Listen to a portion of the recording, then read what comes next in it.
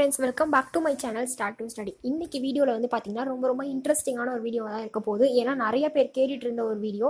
நாங்கள் இன்னும் படிக்கவே ஆரம்பிக்கல, இதுக்கப்புறம் தான் படிக்கணும்னு ஸ்டார்ட் பண்ண போகிறோம். ஆனால் எப்படி படிக்கிறது, போர்ஷன் எப்படி முடிக்கிறது, எந்த சப்ஜெக்ட்டுக்கு அதிக கான்சென்ட்ரேட் பண்ணுறது அப்படின்னு எனக்கு எதுவுமே தெரியல, ஏதாவது டிப்ஸ் இருந்தால் சொல்லுங்கள் அப்படின்னு சொல்லிட்டு நிறைய பேர் கமெண்ட்டில் கேட்டிருந்தீங்க. ஸோ உங்கள் எல்லாரோட கொஷனுக்கு தான் நம்ம இன்னைக்கு வீடியோவில் பதில் சொல்ல போகிறேன்.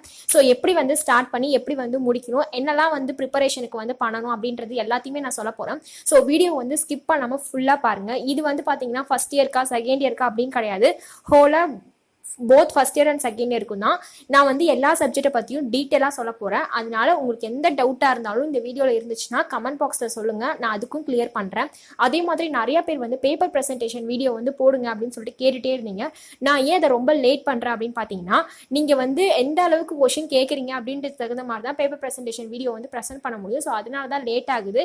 ஆனால் இந்த வீடியோ கண்டிப்பாக முடிஞ்சதுக்கப்புறம் பேப்பர் ப்ரெசன்டேஷன் வீடியோ உங்களுக்கு வரும். ஆல்மோஸ்ட் 99% முடிச்சிட்டேன்.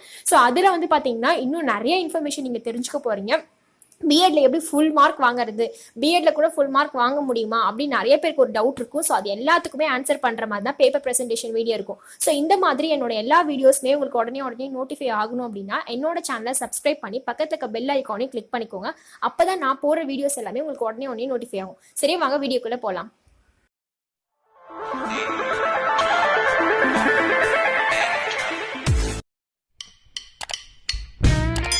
ப்ரிப்பரேஷன் பண்ணணும்னு டிசைட் பண்ணிட்டீங்கன்னா ஃபஸ்ட்டு நீங்கள் என்னெல்லாம் பண்ணணும், நீங்கள் என்னென்ன ஸ்டெப்ஸ்லாம் ஃபாலோ பண்ணணுன்றதை நான் சொல்கிறேன். நீங்கள் வந்து ஃபுல்லாக அப்சர்வ் பண்ணிவிட்டு க்ளீனாக அந்த ஃபுல் வீடியோவும் பார்த்துட்டு அதுக்கப்புறமா நீங்கள் என்ன பண்ணணுன்றதை டிசைட் பண்ணுங்கள். ஃபஸ்ட்டு நீங்கள் என்ன பண்ணணும்னு தெரிஞ்சுக்கோங்க. உங்களோட சிலபஸை டவுன்லோட் பண்ணணும். சிலபஸ் எதுக்காக டவுன்லோட் பண்ணணும், சிலபஸை எப்படி டவுன்லோட் பண்ணணும், இந்த மாதிரி நிறைய கொஷின்ஸ் வந்து உங்களுக்குள்ளே இருக்கும். ஃபஸ்ட்டு சிலபஸ் எப்படி டவுன்லோட் பண்ணணும் அப்படின்றத சொல்லிடுறேன். நீங்கள் எந்த யூனிவர்சிட்டியோ அந்த யூனிவர்சிட்டி வெப்சைட்டில் ஹோம் பேஜில் வந்து போனீங்கன்னா உங்களோட டவுன்லோட் வந்து சிலபஸ் காமிக்கும். ஸோ நீங்கள் அதை வந்து டவுன்லோட் பண்ணி வச்சுக்கோங்க.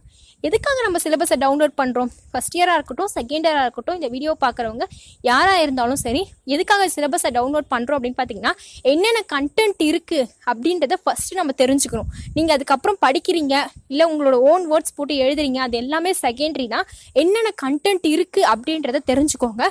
இதுக்கு முன்னாடி இதை பற்றி நம்ம எங்கேயாவது படிச்சிருக்கோமா, இதுக்கு முன்னாடி இந்த டாபிக்ஸ் பற்றி நமக்கு தெரியுமா தெரியாதா, இல்லை எதுக்கெல்லாம் நம்ம நோட்ஸ் எடுக்கணும், என்னென்ன டாபிக்ஸ்க்கெலாம் புக்கை ரெஃபர் பண்ணணும், இந்த மாதிரி நிறைய விஷயத்துக்காக தான் நான் உங்களுக்கு ஃபஸ்ட்டு சிலபஸை டவுன்லோட் பண்ண சொல்கிறேன். சரி, சிலபஸை டவுன்லோட் பண்ணிட்டேன். நெக்ஸ்ட் நீங்கள் என்ன பண்ணணும்னு பார்த்தீங்கன்னா ஸ்டடி மெட்டீரியல் கிரியேட் பண்ணும். ஸ்டடி மெட்டீரியல் இது வரைக்கும் பார்த்தீங்கன்னா யூஜியாக இருக்கட்டும் பிஜியாக இருக்கட்டும், நீங்கள் முன்னாடி எது படிச்சிருந்தாலும் சரி ஸ்டடி மெட்டீரியல் அவ்வளோவா கிரியேட் பண்ணியிருக்க மாட்டோம் நிறையா பேர்.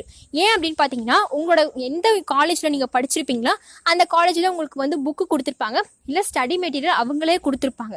பட் இந்த பிஎடை பொறுத்த வரைக்கும் பார்த்தீங்கன்னா புக்ஸ் தான் ரெகுலர் காலேஜில் கொடுக்குறாங்க, இர்ரெகுலரில் அது கூட கிடையாது. ஸோ எந்த புக்கை ரெஃபர் பண்ணணும் அப்படின்ற பெரிய டவுட்டே நமக்கு எல்லாருக்குள்ளேயும் இருக்குது. எதில் வந்து கண்டென்ட் நல்லா இருக்கும், எதில் வந்து நல்ல குவாலிட்டியாக இருக்கும் அப்படின்றது வந்து பார்த்தீங்கன்னா நிறைய பேருக்குள்ள ஒரு கொஷினாக இருக்குது. ஸோ இந்த மாதிரி வந்து பார்த்தீங்கன்னா ஸ்டடி மெட்டீரியல் கிரியேட் பண்ணுறதுக்கு முன்னாடி நமக்கு இவ்வளோ டவுட் இருக்குது. அதனால நம்ம என்ன பண்ணணும்னு தெரிஞ்சுக்கோங்க. நான் வந்து என்னோட பிளாகர் ஐடியில் ஃபர்ஸ்ட் இயர்க்காகவும் செகண்ட் இயர்க்காகவும் சரி நான் வந்து பிடிஎஃப் வந்து நான் உங்களுக்கு டவுன்லோட் பண்ணி நான் கொடுக்குறேன். அது வந்து பார்த்தீங்கன்னா உங்களோட யூனிவர்சிட்டி வெப்சைட்டில் இருந்த பிடிஎஃப்ஸ் தான். ஸோ அதனால் நான் அதை கொடுக்கும்போது பார்த்தீங்கன்னா உங்களுக்கு அதை பார்த்து படிக்கணும்னு தோணுச்சுன்னா எடுத்துக்கோங்க. அப்படி இல்லை நான் ஸ்டடி மெட்டீரியல் கிரியேட் பண்ணி தான் படிக்கணும் அப்படின்னா எப்படி ஸ்டடி மெட்டீரியல் கிரியேட் பண்ணணும்னு சொல்லிட்டு நான் ஒரு வீடியோ போடுறேன், அதை பார்த்து தெரிஞ்சுக்கோங்க. ஸ்டடி மெட்டீரியல் கிரியேட் பண்ணணும் நான் ஆல்ரெடி பண்ணிட்டு இருக்கேன் அப்படின்றவங்க என்ன பண்ணணும்னு பார்த்தீங்கன்னா இன்னும் அதில் நீங்கள் எக்ஸ்ட்ரா எதை சேர்த்துக்கணும்னு பார்த்தீங்கன்னா டயக்ராம் வந்து நிறையா சேர்த்துக்கோங்க. ஸ்டெப் பை ஸ்டெப்பாக போட்டு எழுத கற்றுக்கோங்க. ஏன்னா அதே மாதிரி தான் உங்களுக்கு எக்ஸாமில் எழுதுகிற மாதிரி இருக்கும். அடுத்தது பிஎட் பொறுத்த வரைக்கும் முக்கியமான ஒரு விஷயம் என்னன்னு பார்த்தீங்கன்னா கோட்ஸ் போட்டு எழுதணும். இந்த கோட்ஸ் போட்டு எழுதணுன்றது வந்து பார்த்தீங்கன்னா முன்னாடி நம்ம படித்த உங்களோட மேஜரில் எந்த ஒரு பேப்பர்லையும் எழுதிக்க மாட்டீங்க. இப்போ தான் வந்து பிஎட்ல அந்த மாதிரி எழுதுகிற ஒரு சிச்சுவேஷன். அதனால எந்தெந்த மெயின் கான்செப்ட் இருக்கோ ஒரு கொஷனுக்கு அட்லீஸ்ட் 2 கோட்ஸாவது போட்டு எழுதுங்க.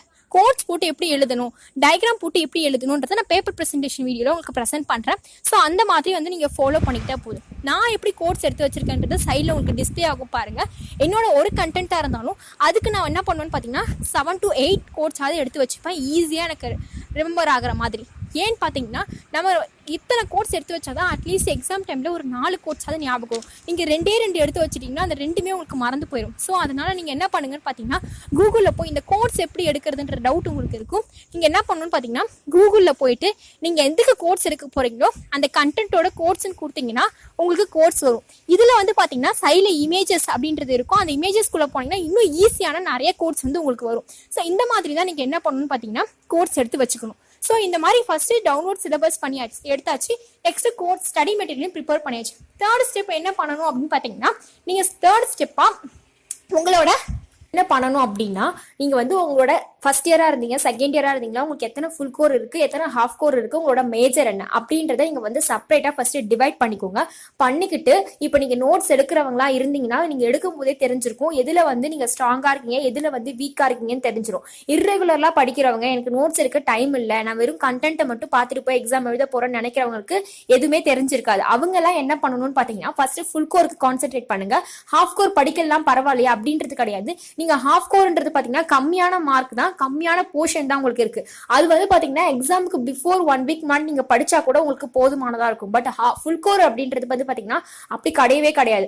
அதனால நீங்க வந்து இர்ரெகுலர்ல படிக்கிறவங்களா இருக்கட்டும், ரெகுலர்ல படிக்கிறவங்க என்ன கேட்டா சஜஷன் நான் எதுக்கு கொடுப்பேன்னு பாத்தீங்கன்னா ஃபர்ஸ்ட் ஃபுல் கோருக்கு முடிச்சுட்டு உங்களோட மேஜரை முடிச்சுட்டு அதுக்கப்புறமா உங்களோட ஹாஃப் கோருக்கு போங்க. மேஜர்ன்றது வந்து பாத்தீங்கன்னா ரொம்ப ரொம்ப இம்பார்ட்டன்ட். அதுவும் செகண்டரா இருக்கிறவங்க இந்த வீடியோ பாக்குறீங்கன்னா நீங்க ஃபர்ஸ்ட் ஃபுல் கோருக்கு இம்பார்ட்டன்ட் கொடுக்க தவிர ஹாஃப் கோருக்கு இம்பார்ட்டன்ட் கொடுக்க தவிர உங்களோட மேஜருக்கு ஃபர்ஸ்ட் நீங்க இம்பார்ட்டன்ட் கொடுங்க. மேஜர் தான் வந்து பாத்தீங்கன்னா உங்களோட பெர்சன்டேஜ் அதிகப்படுத்துமே. அதனால நீங்க ஃபர்ஸ்ட் இயரா இருந்தாலும் செகண்ட் இயரா இருந்தாலும் முதல்ல உங்க மேஜருக்கு கான்சென்ட்ரேட் பண்ணுங்க. எப்படி லெசன் பிளான் எழுதணும், எப்படி மினி லெசன் பிளான்னா என்ன, மைக்ரோ டீச்சிங்னா என்ன, ப்ளூம்ஸ் டாக்ஸானமினா என்ன, இதெல்லாம் பாத்தீங்கன்னா காமனா எல்லா மேஜருக்குமே வரக்கூடிய காமன் கொஸ்டின்ஸ். இதெல்லாம் வந்து பாத்தீங்கன்னா கண்டிப்பா நீங்க நோட்ஸ் எடுத்து வச்சுக்கோங்க. ஏன்னா இது ஃபர்ஸ்ட் இயர்ல இல்லாம செகண்ட் இயர்லயும் உங்களுக்கு வரும். செகண்ட் இயர் முடிச்சுட்டு அதுக்கப்புறம் நமக்கு இது தேவைப்படாதுன்னு கூட நம்ம நினைக்க முடியாது. நீங்க எங்க ஒர்க் பண்ண போனாலும் சரி, இப்பெல்லாம் லெசன் பிளான் இல்லாம உங்களுக்கு எந்த ஒரு கிளாஸுமே எடுக்க விடுறது இல்ல. நார்மலா நீங்க ஒரு சின்ன ஸ்கூலுக்கு போனா கூட லெசன் பிளான் கண்டிப்பா கேக்குறாங்க. அதனால லெசன் பிளான் எழுத நமக்கு தெரிஞ்சிருக்கணும். இதுக்கெல்லாம் எப்படி எழுதணும், என்னென்ன ஸ்டெப்ஸ் எல்லாம் ஃபாலோ பண்ணணும் அப்படின்றத வந்து நீங்க தனியா ஒரு நோட் பேடோ இல்ல நோட்டோ போட்டு கண்டிப்பா எழுதி வச்சுக்கோங்க. சரி, இப்ப டிசைட் பண்ணிட்டீங்க எந்த சப்ஜெக்ட் படிக்கணும் அப்படின்றத டிசைட் பண்ணிட்டீங்க. எப்படி படிக்கணும், லெசனா படிக்கணுமா, அப்படி இல்லைன்னா இதுல 2 லெசன் படிச்சுட்டு அதுக்கு அடுத்துல 2 லெசன் படிச்சுட்டு அதுக்கு அடுத்துல 2 லெசன் படிக்கலாமா அப்படின்னு கேட்டீங்கன்னா அப்படிலாம் வந்து நீங்க அதை ஷஃபல் பண்ணி படிக்க தேவையில்ல. இப்போ child and growing up paper எடுத்துக்கிட்டீங்க அப்படின்னா உங்களுக்கு 5 தியரிஸ் இருக்கு. 5 தியரிஸையுமே ஃபர்ஸ்ட் படிச்சு முடிச்சிருங்க. கண்டிப்பா ஒரு தியரி இல்லைன்னா 2 தியரியாச்சும் கேட்பாங்க. 2 தியரி கேட்கலனாலும் பரவாயில்ல, கண்டிப்பா 1ஆவது கேட்பாங்க. 10 மார்க் உங்களுக்கு கேரண்டியா அந்த 5 தியரிஸ்ல இருக்கு. அதனால அந்த 5 தியரிஸ்க்குமே நோட்ஸ் எடுத்து வச்சுக்கோங்க. ஏன்னா புக்ல வந்து பாத்தீங்கன்னா நிறைய புக்ல வந்து பாத்தீங்கன்னா டயக்ராமெட்டிக்கல் இல்லாம நிறைய வளவலன்னு கொடுத்து வச்சிருப்பாங்க. சில புக்ல கண்டென்ட் கம்மியா கொடுத்து வச்சிருப்பாங்க. ஸோ அந்த மாதிரி வந்து இருக்கும். அதனால நீங்க வந்து ஃபர்ஸ்ட் சைல்டு அண்ட் க்ரோயிங் எடுத்தீங்க அப்படின்னா உங்களோட தியரி பார்ட்டுக்கு இம்பார்ட்டன்ட் கொடுத்து ஃபர்ஸ்ட் இயர் முடிச்சிருங்க. முடிச்சுட்டு அதுக்கப்புறம் நம்ம எதெல்லாம் படிக்கலாம் அப்படின்னு பாத்தீங்கன்னா லாஸ்டா இருக்கிற 5 லெசனுக்கு இம்பார்ட்டன்ட் விட ஃபர்ஸ்ட் 5 லெசனுக்கு ஓவர் இம்பார்ட்டன்ட் கொடுத்து முடிச்சிட்டீங்க. முடிச்சுட்டு அதுக்கப்புறமேட்டுக்கா நீங்க லேர்னிங் அண்ட் டீச்சிங் ஒரே வந்து சைல்டு அண்ட் க்ரோயிங் போய் படிக்கணும், ரொம்ப போர் அடிக்க அப்படின்னா நீங்க நெக்ஸ்ட் வந்து கான்டெம்பரரி படிக்கலாம். அதுக்கு அப்படி இல்லைன்னா லேர்னிங் அண்ட் டீச்சிங் படிக்கலாம். இதுவும் லேர்னிங் அண்ட் டீச்சிங் பாத்தீங்கன்னா தியரிஸ் நிறைய இருக்கு. ஸோ நீங்க ஃபர்ஸ்ட் அதை முடிச்சிருங்க. அதே மாதிரி கான்டெம்பரரியில எதை ஃபர்ஸ்ட் நான் படிக்கணும், எனக்கு எப்படி வந்து படிக்கணும் ஈஸியா அப்படின்னு பாத்தீங்கன்னா உங்களுக்கு வந்து நிறைய கமிஷன் கொஸ்டின்லாம் இருக்கு. நாலேஜ் கமிஷன், கோத்தாரி கமிஷன், அதுக்கப்புறம் நேஷனல் கரிக்குலம் ஃப்ரேம்வொர்க், அதுக்கப்புறம் வந்து உங்களுக்கு எஸ்எஸ்சி, ஆர்எஸ்ஏ, ஆர்எம்எஸ்ஏ இந்த மாதிரி கொஸ்டின்ஸ்லாம் வந்து பார்த்தீங்கன்னா காமனாக இருக்கிற கொஸ்டின்ஸ். இதெல்லாம் ஃபர்ஸ்ட் முடிச்சிருங்க. இது எல்லாத்துக்குமே நீங்க கம்பல்சரி நோட்ஸ் எடுத்து வச்சுக்கோங்க. எனக்கு நோட்ஸ் எடுக்க டைம் இல்லை அப்படின்னா நீங்க பரவாயில்ல, டிஜிட்டல் நோட் மேக்கிங் எப்படி எடுக்கிறதுன்னு நான் ஒரு வீடியோ போடுறேன். அதையாவது நீங்க எடுத்து வச்சு பிரிண்ட் அவுட் வச்சு படிச்சுக்கோங்க.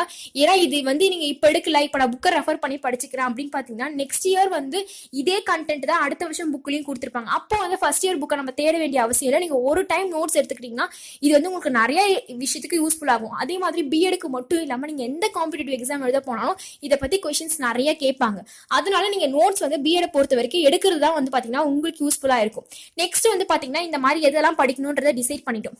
எதுல வந்து அதிக கான்சென்ட்ரேட் பண்ணி படிக்கணும், எந்த சப்ஜெக்ட்ல இப்போ வந்து ஃபர்ஸ்ட் இயர் 7 சப்ஜெக்ட் இருக்கு, செகண்ட் இயர் வந்து 5 சப்ஜெக்ட் இருக்கு. எதுக்கு அதிகமா கான்சென்ட்ரேட் கொடுத்து படிக்கணும்னா ஆல்ரெடி சொன்ன மாதிரி மேஜருக்கு அதிகமா கான்சென்ட்ரேட் பண்ணி படிங்க.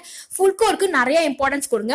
எப்படி எல்லாம் ப்ரெசென்ட் பண்ணலாம், எந்த ஒரு கொஸ்டினா இருந்தாலும் எப்படி ப்ரெசென்ட் பண்ணலாம் அப்படின்றத வந்து நல்லா நல்லா உட்காந்து டீப்பா யோசிங்க. நான் பேப்பர் பிரசன்டேஷன் வீடியோல அதையுமே நான் உங்களுக்கு கிளியரா சொல்றேன், எப்படி எல்லாம் பேப்பர் பிரசன்டேஷன் பண்ணணும் அப்படின்றதையும் சொல்றேன். அதுக்கு தகுந்த மாதிரி நீங்க நோட்ஸை ப்ரிப்பேர் பண்ணிக்கோங்க. நீங்க நோட்ஸ் ப்ரிப்பேர் பண்ணா மட்டும்தான் படிக்கணும்ன்ற எண்ணமே உங்களுக்கு வரும். நோட்ஸ் ப்ரிப்பேர் பண்ணாம இருந்தீங்கன்னா கண்டிப்பா உங்களுக்கு அந்த எண்ணமே உங்களுக்கு வராம போயிடும். அதனால கண்டிப்பா நோட்ஸ் ப்ரிப்பேர் பண்ணி வச்சுக்கோங்க. இந்த 3 ஸ்டெப்ஸ் நீங்க கரெக்டா ஃபாலோ பண்ணிட்டீங்கனாலே அதுக்கு அடுத்து வர ஸ்டெப் தான் உங்களுக்கு ரொம்ப ஈஸியா இருக்கும். நெக்ஸ்ட் 4th ஸ்டெப்பா நீங்க என்ன பண்ணணும்னு பாத்தீங்கன்னா, கடைசி போற டைம் எக்ஸாம் ஹால்குள்ள போற வரைக்கும் படிச்சுக்கிட்டே போகாதீங்க. முந்தா நாள் நைட்டே படிச்சு முடிச்சிடற மாதிரி பாத்துக்கோங்க. ஏன்னா நீங்க காலையில வரைக்கும் படிச்சுக்கிட்டே போகணும் அப்படின்னா கண்டிப்பா வந்து என்ன லாஸ்டா படிச்சோமோ அந்த கொஸ்டின் மட்டும்தான் உங்களுக்கு ஞாபகத்துல இருக்கும். அதுக்கு முன்னாடி படிச்சது அதுக்கப்புறம் படிக்கிறது எதுவுமே உங்களுக்கு ஞாபகம் இருக்காது. ஸோ அதனால வந்து நீங்க அதுக்கு முன்னாடி நாள் நைட்டே வந்து ஓரளவுக்கு படிச்சு முடிச்சிருங்க. காலையில எழுந்து சும்மா ரிவைஸ் பண்ணா மட்டும் போதும். நான் எப்படி படிப்பேன், நான் எப்படி படிச்சேன் அப்படின்னு பாத்தீங்கன்னா, நான் வந்து எக்ஸாம் டைம் போற வரைக்கும் புக்கோடலாம் நான் இருக்க மாட்டேன். நைட்டே வந்து நான் ரெகுலர்ல படிச்சேன் அப்படின்றதுனால நான் வந்து எனக்கு அடிக்கடி டெஸ்ட் வச்சிருவாங்க. ஸோ அதனால எனக்கு அது பெரிய பேர்டனா இல்லை. அதுவும் இல்லாம நான் எப்படி வந்து படிப்பேன்னு பாத்தீங்கன்னா, நோட்ஸ் எடுக்கும் போதே நான் வந்து மோர்லெஸ் படிச்சு முடிச்சிருவேன். ஸோ அதனால அதுக்குன்னு டைம் ஸ்பெண்ட் பண்ணி படிக்கிற மாதிரி இருக்காது. அதை மீறி ஏதாச்சும் ஒரு கொஸ்டின் 2 கொஸ்டின் நான் விட்டுருந்தா கூட எக்ஸாமுக்கு முன்னாடி நாளே நான் வந்து படிச்சு முடிச்சிருவேன். ஏன்னா காலையில நம்ம போய் படிக்கும் போது நம்ம லாஸ்டா என்ன கொஸ்டின் படிச்சுட்டு இருக்கோமோ அந்த கொஸ்டின் மட்டும் தான் நமக்கு ஞாபகத்துல இருக்கும்னு சொல்லிட்டு நான் முன்னாடியே படிச்சு வச்சிருவேன். படிச்சு முடிச்சுட்டு காலையில எழுந்து நான் எப்படி ரிவைஸ் பண்ணுவேன்னு பாத்தீங்கன்னா, இப்போ ஒரு சப்ஜெக்ட் இருக்கு, ஒரு சப்ஜெக்ட்ல 10 லெசன் இருக்கு அப்படின்னா நான் என்ன பண்ணுவேன்னா, எந்தெந்த கொஸ்டின்ஸ் எல்லாம் படிச்சோமோ அதுக்கு சைட் டாபிக் மட்டும் சும்மா எழுதி பார்ப்பேன். நீங்களும் அந்த மாதிரி ரெஃபர் பண்ணிக்கோங்க. இர்ரெகுலர்ல படிக்கிறவங்க இருந்தா கண்டிப்பா ஒரு தடவையாவது நீங்க உங்க ஒரு கொஸ்டின் பேப்பர் வச்சு மாடல் எக்ஸாம் எழுதி பாருங்க. ஏன்னா அங்க போய் டைம் கீப் அப் பண்றது ரொம்ப கஷ்டம். அது ஃபுல் கோரா இருக்கட்டும் ஹாஃப் கோரா இருக்கட்டும், டைம் போறதே நமக்கு தெரியாது. நிறைய கண்டென்ட் நமக்கு தெரியுது, எழுதணும் அப்படின்னு சொல்லிட்டு நம்ம என்ன பண்ணுவோம்னு பாத்தீங்கன்னா எழுதிக்கிட்டே இருப்போம். கடைசி கொஸ்டினுக்கு எழுத டைமே இருக்காது. ஸோ அதனால இர்ரெகுலர்ல படிக்கிறவங்க அட்லீஸ்ட் 1 டைமாவது நான் கொடுத்துருக்க கொஸ்டின் பேப்பர்ல இருந்து ஒரு 7 கொஸ்டின் நீங்களா சூஸ் பண்ணி டைம் செட் பண்ணி எழுதி பாருங்க. ரெகுலர்ல படிக்கிறவங்களுக்கு நீங்க ஆல்ரெடி ஏதாவது டெஸ்ட் எழுதி பார்த்துருப்பீங்க. ஸோ அப்படியும் நான் பார்க்கல, எனக்கு இன்னொரு தடவை வேணும் அப்படின்னா கூட நீங்களும் டைம் செட் பண்ணி எழுதி பாருங்க. அதுவே கடைசி போற வரைக்கும் வந்து எந்த கொஸ்டினை படிக்கணும், இந்த கொஸ்டினை விட்டுட்டோமே அந்த கொஸ்டினை விட்டுட்டோமே எந்த ஒரு சஃபரும் ஆகாதீங்க. பரவாயில்ல, நீங்க ஏதாவது 1-2 கொஸ்டினை விட்டாலும் பரவாயில்ல. ஆனா உங்களுக்கு வந்து பாத்தீங்கன்னா ஃபர்ஸ்ட் 7 லெசன்ன்றதே உங்களுக்கு போதுமானதா இருக்கும். சாய்ஸ் விடாம ஃபர்ஸ்ட் 7 லெசன் நீங்க படிச்சுட்டாலே உங்களுக்கு போதுமானதா இருக்கும். நிறைய பேர் கேட்டீங்க 10 லெசன் இருக்குன்னா 10 லெசன் வந்து ஒரு கொஸ்டின் கேட்பாங்களா அப்படின்னு கேட்டிருந்தீங்க. கண்டிப்பா அப்படிலாம் சொல்ல முடியாது. போன வருஷம் பார்த்துருந்தீங்கன்னா அப்படி கேட்கவே இல்லை. ஒரு லெசன் வந்து ஸ்கிப் பண்ணிட்டு இன்னொரு லெசன் வந்து 2 கொஸ்டினா கேட்டாங்க. ஸோ அதனால நம்ம அப்படியுமே நினைச்சிட்டு போக முடியாது. மோர் கான்சென்ட்ரேட்டட் இந்த சப்ஜெக்ட்ல இந்த கண்டென்ட்ல போடுங்க அப்படின்னு சொல்லிட்டு நான் என்னோட கொஸ்டின் பேப்பர் வீடியோல சொல்லியிருப்பேன். அதுக்கு வந்து நீங்க மோர் கான்சென்ட்ரேட் பண்ணி படிங்க. இப்போ நான் சொன்ன மாதிரி தியரிஸ்ல இந்த மாதிரி கமிஷன் கொஸ்டின்ல இதெல்லாம் வந்து பாத்தீங்கன்னா ரொம்ப ரொம்ப இம்பார்ட்டன்ட். அதே மாதிரி gender and school and society வந்து பாத்தீங்கன்னா நிறைய பேருக்கு இருக்கிற கன்ஃபியூஷன் என்னன்னா, அது எப்படி எழுதணும், அது எவ்வளவு படிச்சாலும் புரியவே மாட்டேங்குது, எதை வச்சு எழுதணும், எப்படி எழுதணும், இதுதான் வந்து பாத்தீங்கன்னா நிறைய பேருக்குள்ள ஒரு பெரிய கொஸ்டினாவே இருக்கு. ஸோ ஜெண்டர் ஸ்கூல் அண்ட் சொசைட்டியை பொறுத்த வரைக்கும் நீங்க உங்களோட ஓன் கிரியேட்டிவிட்டி தான் அதில் நிறைய காமிக்கிற மாதிரி இருக்கும். ஒரு ஸ்கூலா இருக்கட்டும், ஒரு டெக்ஸ்ட் புக்கை பத்தி கேட்டுதான் இருக்கட்டும், உங்களோட கிரியேட்டிவிட்டி தான். நீங்க உங்களோட ஸ்கூல் ஏஜ்ல போயிட்டு அங்க நீங்க என்னதான் பண்ணிருப்பீங்களோ அதை வந்து மெமரைஸ் பண்ணிட்டு எழுதுற மாதிரி தான் இருக்கும். ஸோ அதனால வந்து பாத்தீங்கன்னா ஜெண்டர் ஸ்கூல் அண்ட் சொசைட்டி வந்து நீங்க கண்டிப்பா நோட்ஸ் எடுத்தாகணும். எந்த புக்குலையுமே கிளியரான ரெஃபரன்ஸ் இது வரைக்கும் கொடுத்து நான் பார்க்கல. ஸோ அதனால நீங்க நோட்ஸ் எடுத்துதான் ஆகணும். அதுக்கான நோட்ஸ்மே நான் உங்களுக்கு கொடுக்குறேன். நிறைய பேர் வந்து எக்ஸாம் வருது அதுக்குள்ள நீங்க வீடியோ போட்டு முடிச்சிருவீங்களா அப்படின்னு கேட்டீங்க. கண்டிப்பா என்னால முடிஞ்ச வரைக்கும் நான் போர்ஷனை கம்ப்ளீட் பண்ண ட்ரை பண்றேன். இம்பார்ட்டன்ட் கொஸ்டின்ஸ்லாம் நான் ஃபர்ஸ்ட் உங்களுக்கு கொடுத்துடணும் அப்படின்றதுனாலதான் நான் வந்து ஷஃபிள் பண்ணி கொடுக்குறேன். அந்த சப்ஜெக்ட்ல இருந்து ஒரு கொஸ்டின், இந்த சப்ஜெக்ட் இருந்து ஒரு கொஸ்டின் அப்படின்னு சொல்லிட்டு கமெண்ட்டுக்கு தகுந்த மாதிரி நாங்க கொஸ்டின் ப்ரிப்பேர் பண்ணி போறோம். பட் என்னால முடிஞ்ச வரைக்கும் 95% நான் கம்ப்ளீட் பண்ண ட்ரை பண்றேன். அதே மாதிரி வந்து பாத்தீங்கன்னா செகண்டரா இருக்கிறவங்க வந்து உங்களோட ஃபர்ஸ்ட் இயர்ல படிச்சது தான் நாலேஜ் அண்ட் கரிக்குலம் பேப்பர்ல வரப்போகுது. அதனால ஃபர்ஸ்ட் இயர்ல நீங்க தெளிவா படிச்சிருந்தா மட்டும்தான் செகண்ட் இயருக்கு நீங்க போக முடியும். அதனால நோட்ஸ் எடுத்து படிங்க. நோட்ஸ் எடுத்ததை கண்டிப்பா யாருக்கும் வந்து கொடுக்குற மாதிரி இல்ல அப்போதைக்கு ரெஃபர் பண்ற மாதிரி நோட்ஸ் எடுக்காதீங்க. புக்ஸ் எல்லாம் வந்து பாத்தீங்கன்னா ரொம்ப பத்திரமா வச்சுக்கோங்க. உங்களோட காம்படிட்டிவ் எக்ஸாமுக்குலாம் யூஸ் ஆகும். ஸோ நெக்ஸ்ட் வீடியோல நம்ம என்ன பார்க்க போறோம்னு பாத்தீங்கன்னா, இதுவே உங்களுக்கு யூஸ்ஃபுல்லா இருக்கிற இன்ஃபர்மேஷன் தான் இருக்கும். அதுக்கு அடுத்தது ஒருத்தவங்க கேட்டிருந்தாங்க என்னன்னா இங்கிலீஷ் மீடியத்துல வந்து எக்ஸாம் எழுதுனா பெனிஃபிட்டா, தமிழ் மீடியத்துல எக்ஸாம் எழுதுனா பெனிஃபிட்டா அப்படின்ற மாதிரி கேட்டிருந்தாங்க. So English medium Tamil medium அது வந்து உங்களோட பெர்சன்டேஜ் இன்க்ரீஸ் பண்ணுமா டிக்ரீஸ் பண்ணுமா அதெல்லாம் எதுவும் கிடையாது. தமிழ் மீடியத்துல எழுதுறவங்க அப்படின்றது ரொம்ப பெனிஃபிட் தான். இங்கிலீஷ் மீடியத்தை விட தமிழ் மீடியம் ரொம்ப பெனிஃபிட் தான். ஏன்னா நீங்க வந்து அடுத்த ஏதாச்சும் டிகிரி பண்றதா இருக்கட்டும் இல்ல இந்த மார்க் உங்களுக்கு எடுக்கிறதா இருக்கட்டும் தமிழ் மீடியத்துக்கு கொஞ்சம் மோர் ப்ரிஃபரன்ஸ் கொடுப்பாங்க. அதனால தமிழ் மீடியத்துல எடுத்துட்டுமே நான் என்ன பண்றது அப்படின்றவங்களுக்கு கவலையே வேணாம். தமிழ் மீடியத்துல எடுத்தவங்க கண்டிப்பா தமிழ்ல எழுதுங்க. விட்டுருங்க. அதனால உங்களுக்கு டிராபேக்ஸ் ஏதாவது வருமானு கேட்டீங்கன்னா கண்டிப்பா எதுவுமே இருக்காது. உங்களோட பெனிஃபிட் தான் அதிகமா இருக்கு. இங்கிலீஷ் மீடியத்தை விட தமிழ் மீடியத்துக்கு பெனிஃபிட் தான் அதிகமா இருக்கு. அதனால அந்த மாதிரி எதுவும் டிசைட் பண்ணாதீங்க. இந்த வீடியோல வந்து உங்களுக்கு வேற ஏதாச்சும் நான் சொல்லாதது டவுட் இருந்துச்சுன்னா அப்படின்னா நீங்க கீழே கமெண்ட்ல கேளுங்க. நான் உங்களுக்கு அதுக்கு தனியா எக்ஸ்பிளைன் பண்றேன். நெக்ஸ்ட் வந்து நம்ம பேப்பர் ப்ரெசன்டேஷன் வீடியோ பார்க்க போறோம்.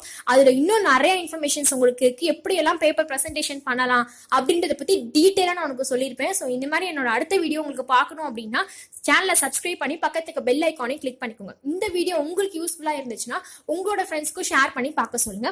தேங்க்ஸ் ஃபார் வாட்சிங் எ வீடியோ.